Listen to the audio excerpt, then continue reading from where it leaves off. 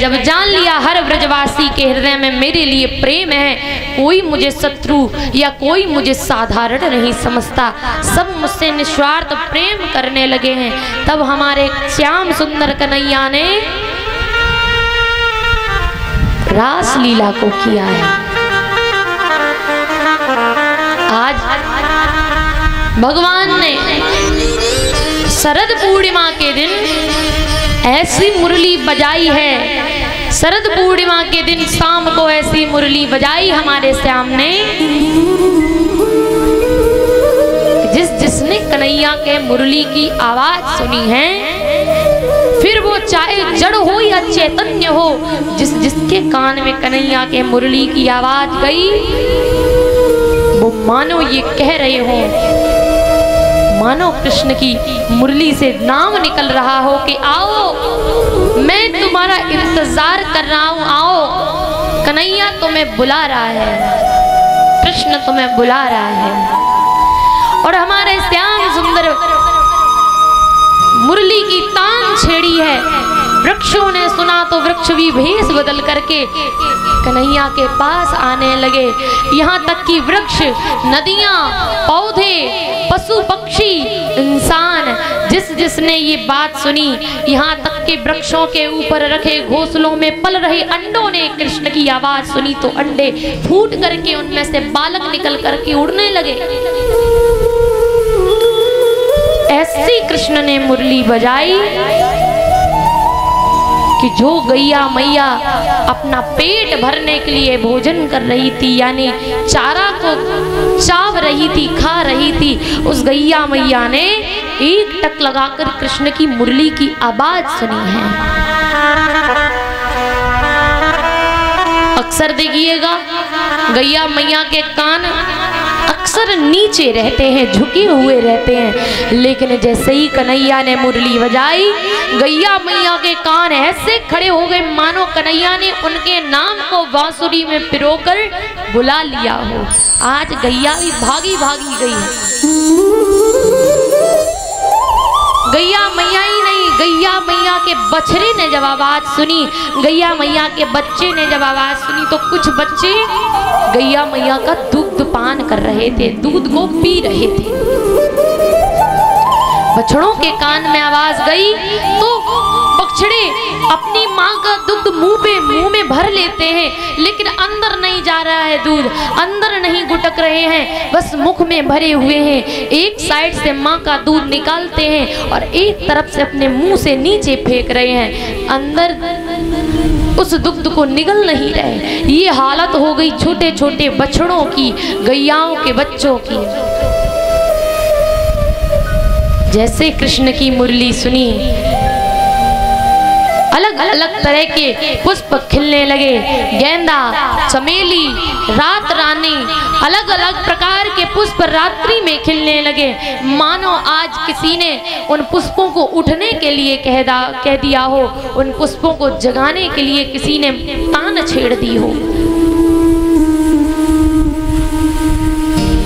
और जैसे मुरली बजी और आवाज गई है गोपियों के कान में, सोचो जब जानवरों की ये हालत है, पशु पक्षियों की ये हालत है, पेड़ों की ये हालत है, तो जो मनुष्य है, जो गोपियां हैं, जो कृष्ण से अथाह प्रेम करती हैं, अनंत प्रेम करती हैं, उन गोपियों की क्या हालत हुई होगी। जैसे ही गोपियों ने आवाज सुनी, गोपियां अपने अपने काम छोड़ करके भागने लगी। एक गोपी गाय का दुग्ध निकाल रही थी, अब क्योंकि संध्या काल है, मध्य रात्रि तो नहीं है, एक गोपी अपनी गाय का दुग्ध निकाल रही थी। जैसे ही कन्हैया ने मुरली की आवाज बजाई है, मुरली की धुन बजाई है, मुरली में से धुन निकल करके उस गोपी के कानों में गई। गोपी ने गैया मैया के नीचे ही दुग्ध की बाल्टी छोड़ दी, गैया ने एक लात मारी, बाल्टी बिखर गई पूरे जमीन पर, पूरे में दूध ही दूध फैल गया और गोपी बावरी बन करके कन्हैया की मुरली की आवाज की तरफ भागने लगी।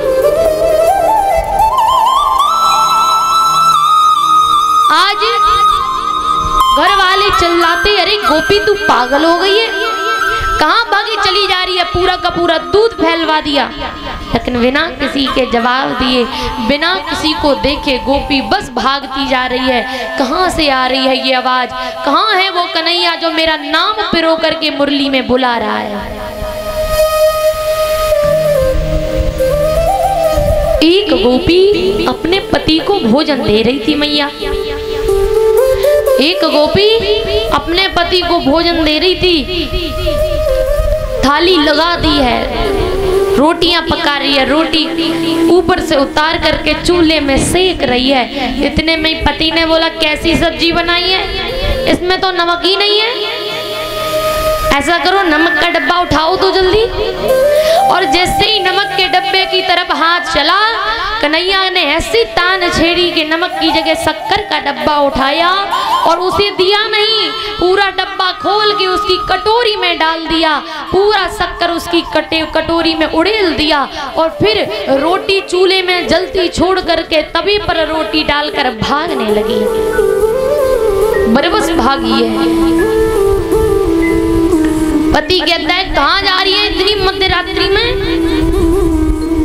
अरे इतनी रात्रि है और इतनी रात्रि में अपने पति को छोड़ करके कहीं भागी चली जा रही है। बिना किसी की बात सुने गोपी भागी उस मुरली की तान की तरफ। फिर एक मुरली की, इस मुरली की धुन एक गोपी ने सुनी जो श्रृंगार कर रही थी, कृष्ण के लिए सज रही थी, संवर रही थी, 16 श्रृंगार कर रही थी। बस एक चीज रह गई थी, आंख का काजल रह गया था। इतने में कन्हैया ने मुरली बजाई और जैसे ही कान में आवाज पड़ी, काजल वाजल छोड़ा और लगी भागने। जैसे ही घर से बाहर निकली, एक गोपी मिल गई। अरे अरे अरे कैसा श्रृंगार किया है, पूरा तो श्रृंगार अच्छा है लेकिन एक आंख में तो काजल ही नहीं लगाए हो तूने। अरे बावरी गोपी अभी तो समय है, हम भी तो जा रहे हैं उसी कन्हैया की तरफ। अरे तू अपनी एक आंख में और काजल लगा ले। बोली छोड़ो छोड़ो कोई बात नहीं, लग गया काजल। बोली अरे ऐसे कैसे, लगा ले हम खड़े हुए हैं। काजल लगाने के लिए चली, फिर से कन्हैया ने मुरली बजा दी, फिर भागी आई। गोपी बोली तू बावरी हो गई है, अरे काजल लगा के तो आ, एक आंख में लगा के बैठी है, एक आंख में न लगायो। गई लगाया काजल, आंख में काजल लगाया, लेकिन ऐसा दिमाग में आया, कन्हैया ने ऐसी फिर से मुरली बजाई, तान छेड़ी, उस गोपी का नाम पिरो दिया उस धुन में। और जैसे ही गोपी ने नाम सुना अपना उस बांसुरी की धुन में, आंख में तो काजल लगा चुकी थी लेकिन फिर दोनों हाथों में लगाकर पूरे मुंह पर काजल पोत करके भगी वहां से।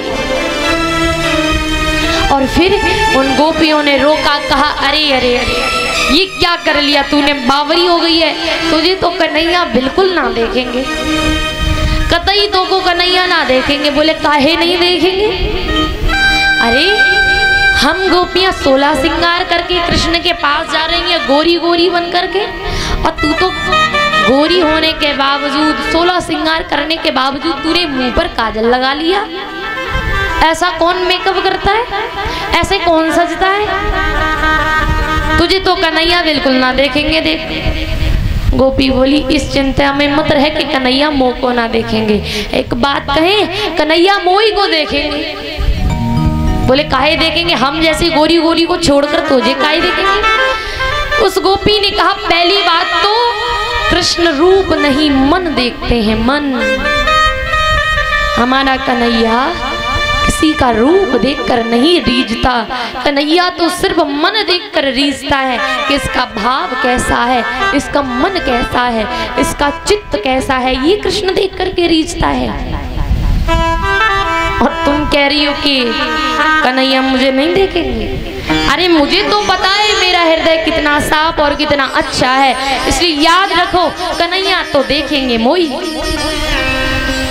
अब दूसरा कारण बताया, देख तुम सबकी सब ब्रज की गोपियां गोरी गोरी हो, एक भी कारी ना है, और कृष्ण कैसे हैं, काले।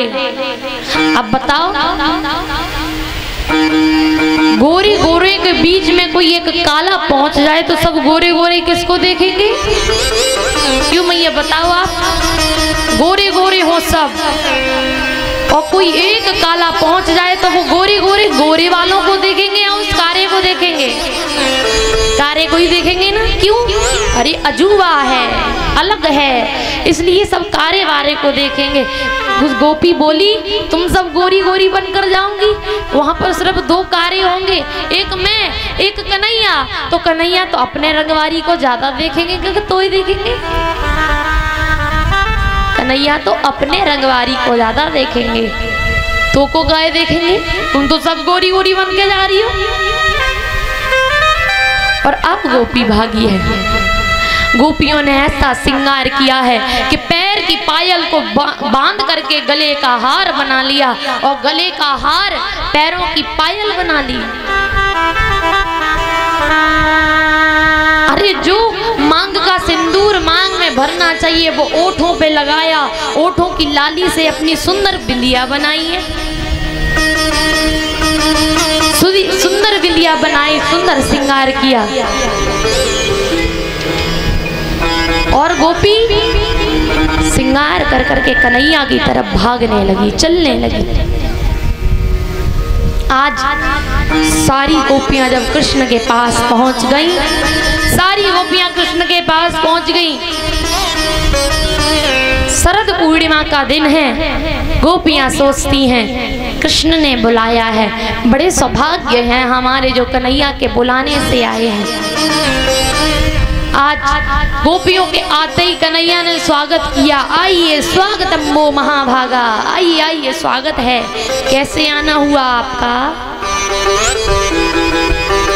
कन्हैया ने स्वागत भी किया और ऊपर से कहा कैसे आना हुआ आपका, क्यों आई हो? क्यों गोपियों इतनी रात्रि में अपने पतियों को छोड़ करके क्यों आई हो? अब तो जो बावरी गोपियां कन्हैया की मुरली की धुन सुन करके आई थी ना, वो जवाब देने लगी, काहे रे कन्हैया तू बावरो हो गयो एक? अरे तू नहीं तो बुलाए हो मुझको? बोले हम क्या तेरे घर बुलावा देने गए थे, तू भाग कर चली आई?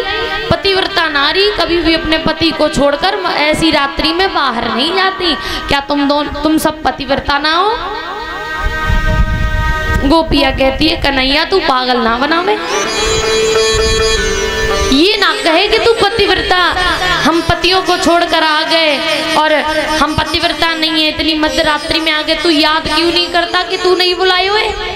कन्हैया ने कहा मैंने तो ना बुलाया, हम तो अपनी मुरली बजा रहे थे। बोले मुरली तो बजा रहे थे, लेकिन उस मुरली में जो नाम बज रहा था वो किसका था? वो तो मेरा ही था ना काना,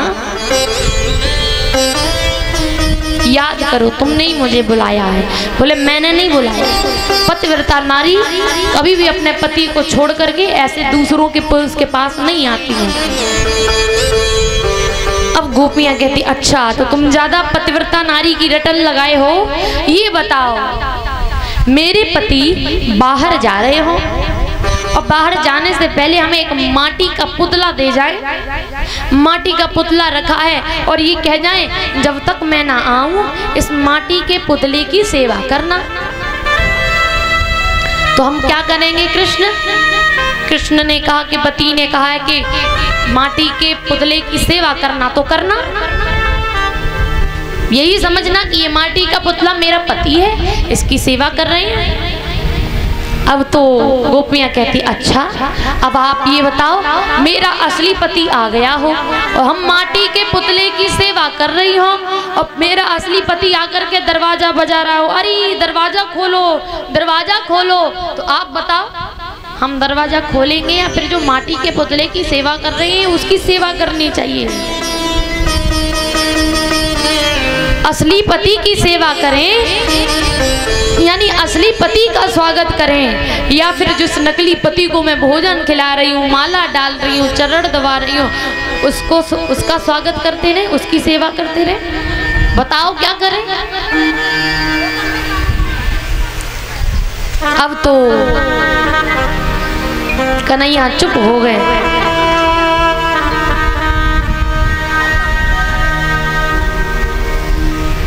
और जैसे ही चुप हो गए, गोपियां कहती हैं जवाब दो जवाब। अच्छा आप लोग बताओ, आपके पति आपसे बोलकर जाएं कि हम बाहर जा रहे हैं, आप इन्हीं को पति समझकर इस माटी के पुतले की सेवा करना, तो आप लोग क्या करोगी? सेवा करोगी ना?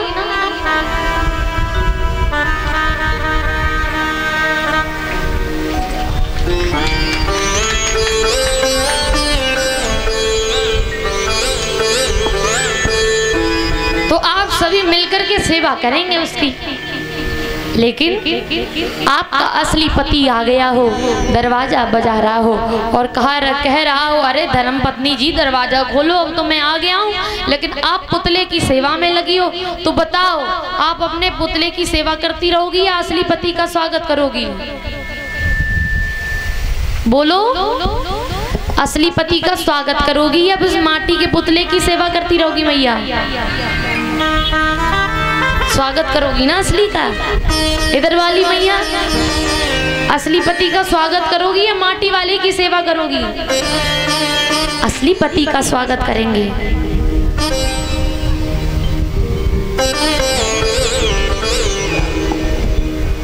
अब तो कन्हैया ने भी यही बोला कि अगर असली पति दरवाजा बजा रहा है तो असली पति की सेवा करनी चाहिए। नकली वाले को फोड़ो खाओ, अरे ये तो नकली तो बस समझने के लिए था, अब जब असली आ गया तो उसकी सेवा करनी चाहिए। तो गोपियां बोली तो हम क्या कर रहे हैं ये बताना? जिसे तुम पति बता रहे हो वो तो माटी का पुतला है, घर वाला पति जो घर में बैठा है सो रहा है, अरे वो तो नकली पति है, माटी का पति है। एक बार उसका समय आएगा और मर जाएगा, चला जाएगा, लेकिन आप तो मेरे असली पति हो, आप तो मेरे असली पति हो और आपने आकर के मेरा दरवाजा बजा दिया कन्हैया। तो आप बताओ उस माटी वाले पुतले के पीछे पड़ी रहूं या आपका भी स्वागत करूं? क्योंकि असली पति तो आप हो ना, आप सबका सुहाग बचाते हो, आप सबका सुहाग हो, आप सभी के परम पिता परमेश्वर हो, आप सभी के पति हो, और आपने आज साक्षात इन गोपियों का दरवाजा बजा दिया है। तो आप बताओ कन्हैया वह माटी वाले की सेवा कैसे करती रहे, कैसे आपको दरवाजे से लौटा दूं?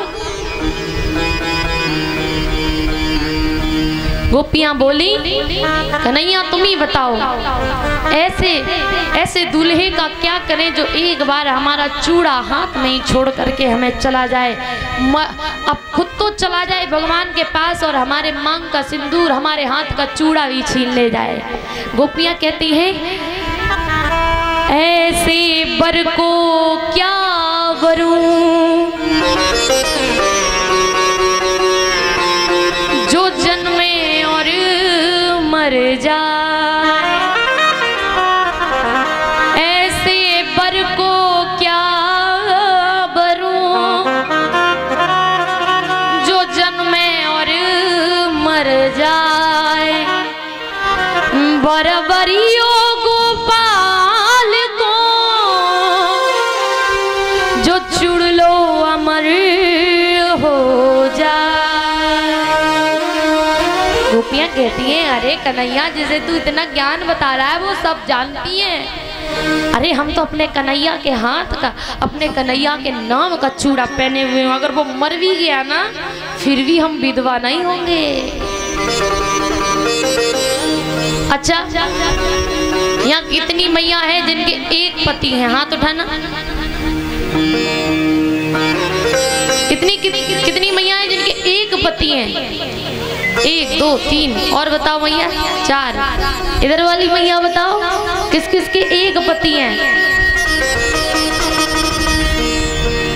5 मैया और 6। इतनी मैया उसमें 6 मैयाओं के ही एक पति है और सबके 2 है।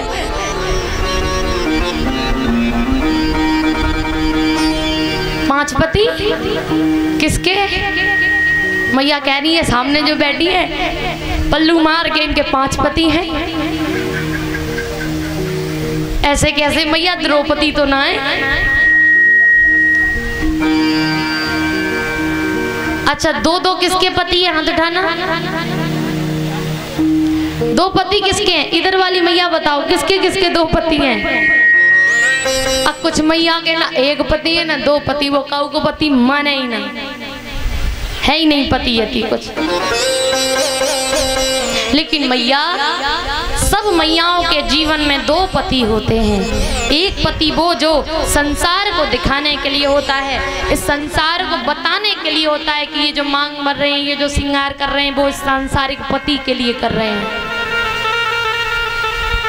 एक पति सांसारिक होता है जो सबको दिखाई देता है, लेकिन एक पति वो होता है जिसका ना श्रृंगार कभी साफ होता है, ना उस पति के पीछे कभी माँ विधवा होती हैं, और ना ही वो पति कभी उस माँ का हाथ छोड़ता है।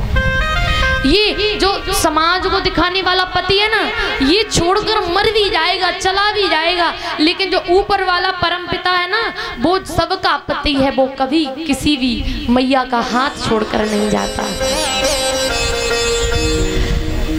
इन पतियों को मतलब मैया शादीशुदा हैं, उसके लिए क्या निशानी होती है? मैया कैसे पहचाने कि ये मैया शादीशुदा है? क्या निशानी होती है बताओ? विवाह हो जाता है, पता चल जाता है ये शादीशुदा है। किस निशान से? कोई तो चिन्ह होगा। हाँ, इधर वाली मैया बताओ। मांग के सिंदूर से, गले के मंगलसूत्र से, हाथ के चूड़े से, पैर में उंगलियों में पहने हुए बिछियों से, पैर में पहनी हुई पायल से, और माथे पर लगी हुई बिंदी से लोग पहचान लेते कि ये शादीशुदा है। लेकिन मैया, ये तो सांसारिक पतियों की निशानी हो गई कि हाँ हम शादीशुदा हैं, हमारा कोई सांसारिक पति है। लेकिन सांसारिक पति तो मर गया, छोड़कर चला गया, उसको कोई चिंता नहीं। फिर जो ऊपर वाला पति है, उसके लिए हमें क्या करना पड़ेगा? जो जान ले सब कि हाँ इनके पति ऊपर वाले हैं, उसके लिए आपको तिलक लगाना पड़ेगा, उसके लिए आपको चंदन लगाना पड़ेगा, अपने माथे पर भगवान के नाम का सिंदूर लगाना पड़ेगा। यहाँ हर माँ, हर बेटी, हर पुरुष भगवान का एक प्रेमी है, भगवान का एक साथी है। ये जरूरी नहीं कि संसार में ब्याह करके तभी आप सुहागन बन सकती हो। मैया, अगर आप कन्हैया के नाम का ये ऐसा तिलक लगाते हैं, चंदन लगाते हैं, भगवान के नाम का तिलक रखते हैं माथे पर, तो आप भी कृष्ण के प्रेमी और कृष्ण के सखा हो, कृष्ण के साथी हो। अब कोई बढ़िया सा तिलक लगाकर चला जाए, लोग दूर से ही पहचान जाएंगे ये कन्हैया के भक्त जा रहे हैं, ये भगवान का भक्त है, तभी तो इतना बढ़िया तिलक लगा के बैठा है। वो शान से कहता है कि मैं कृष्ण का प्रेमी हूँ, मैं कृष्ण का साथी हूँ, कृष्ण मेरा साथी है। इसलिए मैया, अगर संसार का पति चला भी जाए ना, तो उस कन्हैया के लिए अपना माथा कभी सूना मत छोड़ना, उस संसार के पति के लिए कभी माथा सूना मत छोड़ना, उस कन्हैया के नाम का तिलक जरूर लगाना। इसलिए कभी ना कहें कि एक पति है, सबके दो दो पति हैं। आज गोपियों ने कहा कन्हैया असली पति तो आप ही हो मेरे, और आपको छोड़कर मैं तो कैसे भी दूर ना जा सकती। आपने आकर मेरा दरवाजा बजा दिया है, और आपका स्वागत करना, आपका सत्कार करना मेरा धर्म है, कर्तव्य है। इसलिए आप ये ना कहिए कि हम पतिव्रता नारी हैं और अपने पतियों को छोड़कर तुम्हारे परपुरुष के पास आई। आप परपुरुष नहीं हो हमारे लिए। आज गोपियों ने रास लीला शुरू की है।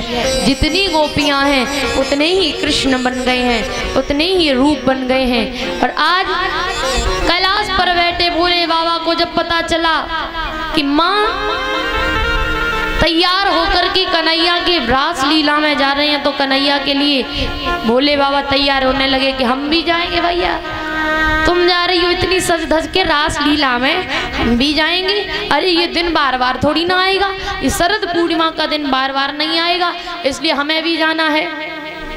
मैया गौरा ने समझाया, अरे ऐसे कैसे आपको ले जाऊं? अरे आप पुरुष हो और महाराज में तो बस स्त्रियां जाती हैं और आप जाने के लिए तैयार बैठे हो, ऐसे नहीं ले जाएंगे। वहाँ सिर्फ कन्हैया ही पुरुष होगा और सारी स्त्रियां होंगी। हम सब मिलकर के रास रचाएंगे और आप चलने को तैयार हो? बाबा बोले, देवी कुछ भी करो, हम तो जाएंगे। कुछ भी करो, हमें तो जाना ही जाना है। अब बाबा मान नहीं रहे, मैया तैयार हो गई। बोले, गोप ऐसा करो आप देवी, हमें अपनी सखी बनाकर ही ले चलो, अपनी सखी ही बना लो, कोई ना जान पाएगा। बढ़िया सा मैया ने जूड़ा लगा दिया बाबा का, जूड़ा लगा दिया सुंदर सा बाबा का, बढ़िया सी पाजेब पहना दी और लंबी सी साड़ी लेकर के उसका लंबा घूंघट बनाकर बाबा के डाल दिया। अब तो लंबा घूंघट मैया ने, और डालने के बाद में चल दी कहाँ? वहीं यमुना किनारे जहाँ कन्हैया रास रचा रहे हैं।